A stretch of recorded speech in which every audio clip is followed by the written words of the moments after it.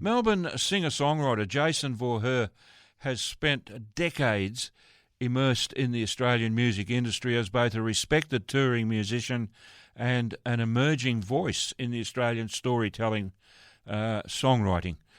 Best known as the long-time bass guitarist for Australian music legend Darryl Braithwaite, Jason has performed on stages across Australia and internationally. Throughout his career, he has shared stages and collaborated with iconic Australian artists, including Glenn Shorrock, Russell Morris, Brian Cadd, and Jack Jones. Talk about luminaries, or luminaries, sorry. As a solo artist, Jason brings a distinctly Australian voice to his songwriting. His songs capture snapshots of everyday life, suburban streets, ordinary heroes, and the humour and resilience found in Australian communities. Blending country, folk and classic pop influences, his music continues the proud tradition of Australian narrative songwriting. A perfect example of Jason's impressive songwriting skills is his latest release entitled simply Arnold, which I played a moment ago, that tells an amazing story about an incredible Aussie, Arnold Dix, who played a pivotal role in the dramatic 2023 rescue of 41 workers trapped in a collapsed tunnel in the Himalayas. Based in Melbourne's Dandenong Ranges, Jason continues to write, record and perform music that celebrates real stories about real people. I'm delighted to have Jason standing by on the phone waiting to have a chat with me. So let's bring him on air without any further delay. Hello, Jason. How are you today? Oh, I'm great. Thanks, Harry. And gee, thank you so much for that wonderful intro. Oh, you're welcome. I'm known for my great intros, mate. You ask anyone. Excellent. Okay, look, it is great to have you on the show. I've never had a chance to interview you before, and I welcome this opportunity that I've got today, so I'm really looking forward to it. And it is great to have you on the show, so, I hope we can do this again sometime. But no worries. For now, tell us the story in your own words behind Arnold. I mean, what a great story it is. But what inspired you to write it? Thanks for the question, Harry. Well, I write a lot of songs about my local area where I live. Right. And I released an album in 2022 called Living in the Suburbs. And a lot of the songs were all about the local area where I'm from, and which I live out in... out in Upwey, Victoria. Okay, yeah. Out near Puffenbilly there. Yep. And, know it well. anyway, a lot of people around here are aware of my Upwey. I've got a song titled Upwey, and a lot of the people around here know about it. And I was doing a gig in the local Upwey RSL, and a gentleman came up to me during my break, and he said, you ought to write a song about Arnold Dix, because he's a local. He lives in Mombolk. And Okay. I said, who's Arnold Dix? I'd never heard of the guy. Yeah. And he said, well, he was featured in a Australian Story documentary on the ABC. He goes, go home and have a look at that. And then, he's a gentleman who you might want to think about, writing a song about a local figure. So I went home and I watched the documentary on the ABC Story, and I was just amazed by this man. For all the things that he's accomplished in his life, and at the heart of he's just a wonderful, down-to-earth, gentle soul. Mm-hmm.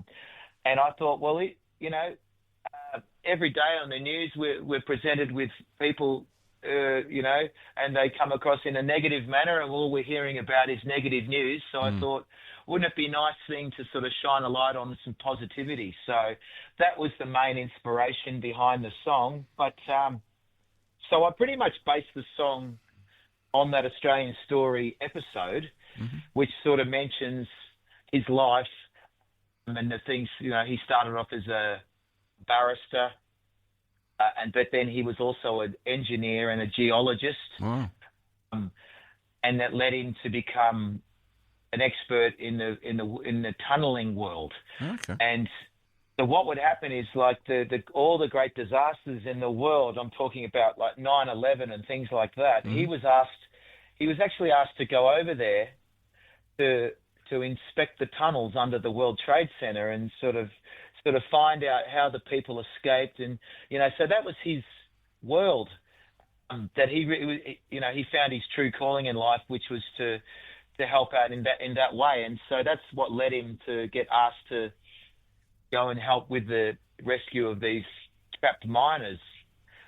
And yeah, so it was quite fascinating, and I thought, geez, it's a different sort of subject to write a song about, but I did send him the song when I finished it. I didn't know Arnold. I sent him the song on Facebook, and I was kind of not sure what his reaction was going to be, but he was excited about the song so much that he wanted to be involved in the production and the film clip and everything. So it's been a wonderful journey.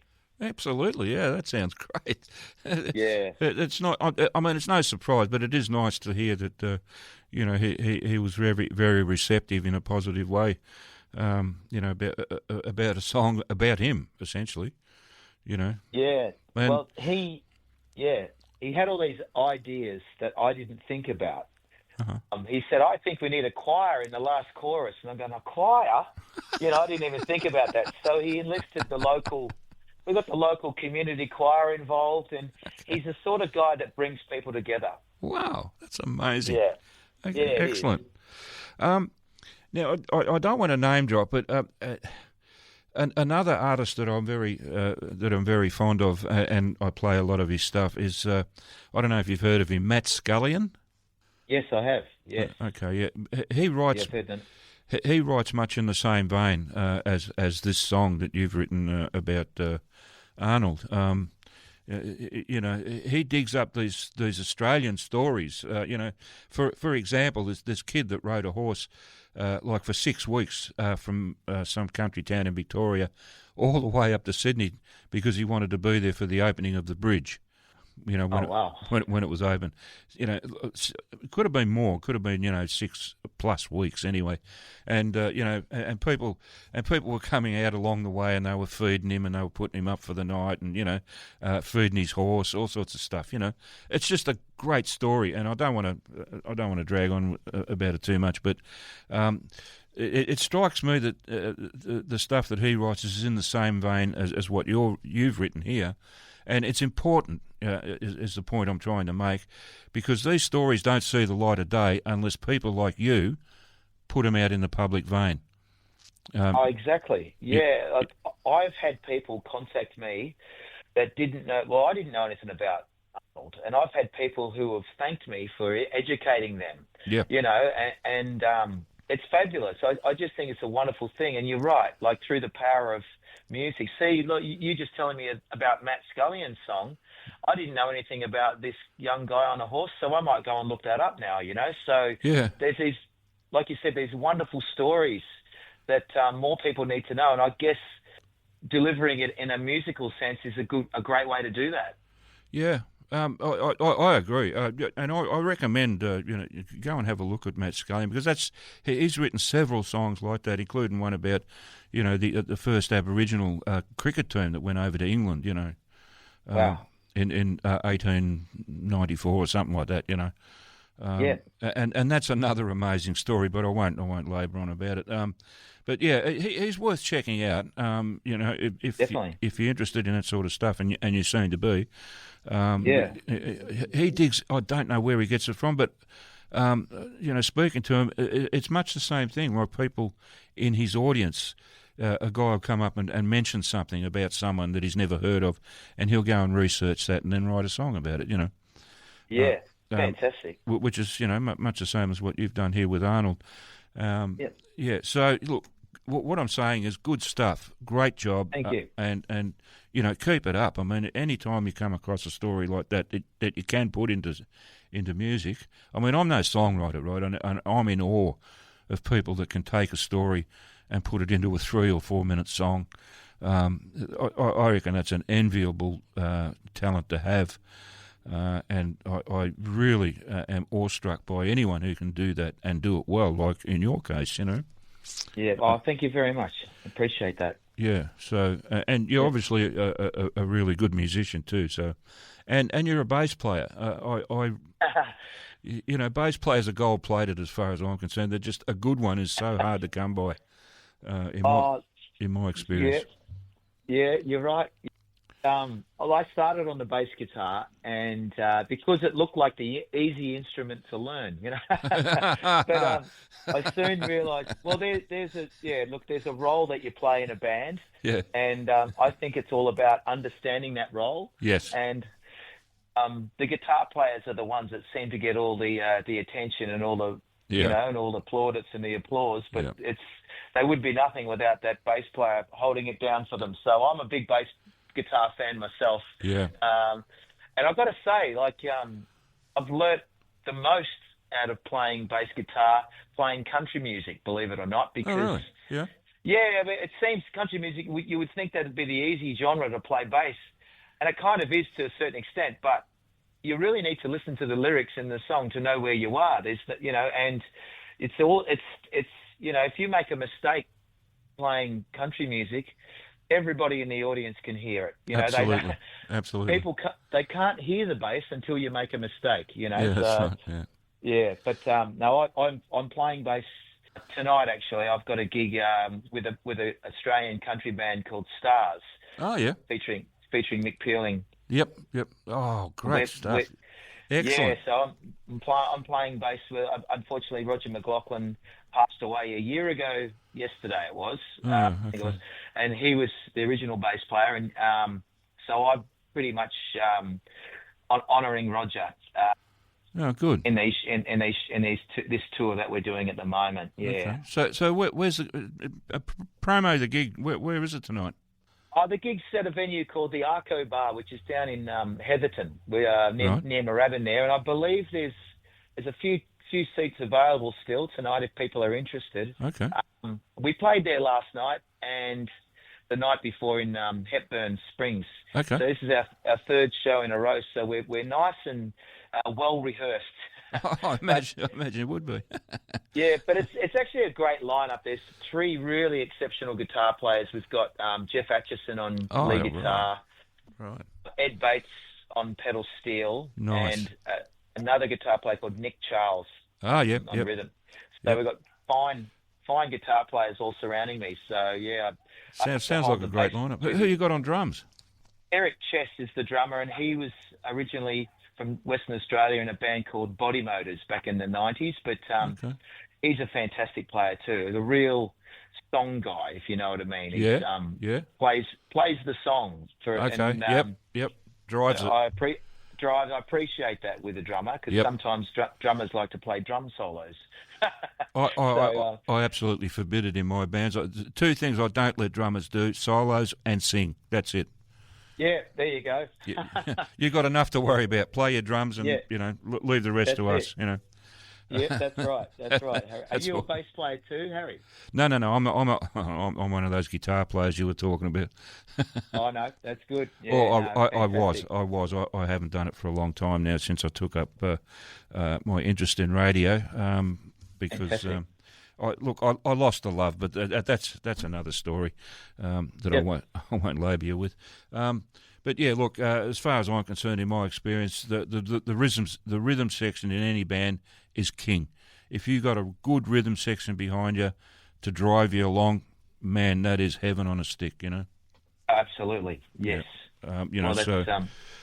So that's why I'm always in awe of a good bass player who knows how to work with a good drummer. That's teamwork at its best, in my view.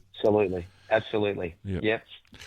All righty. Now we've only got a couple of minutes left before I need to sign off. But just quickly, what's next for you? Is there a new album coming out, or EP, or anything like that in the works?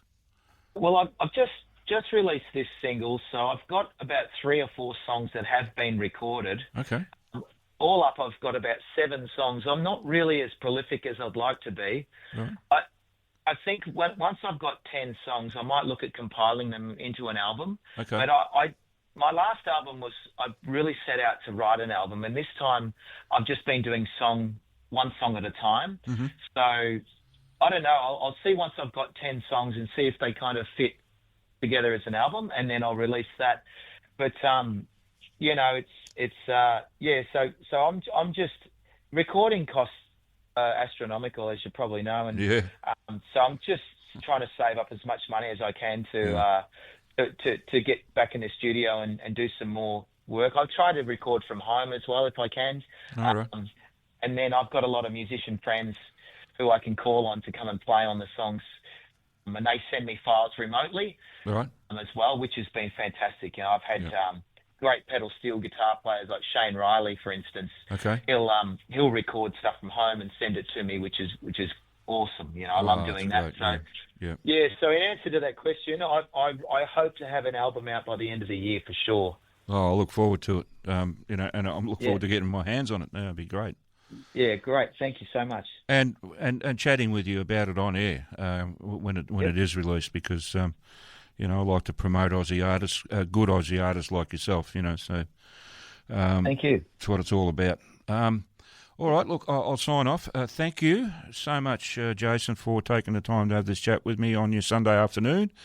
And I've really enjoyed it. I look forward to doing it again sometime really soon. So, look after yourself, keep on doing what you're doing, and, we'll talk again soon.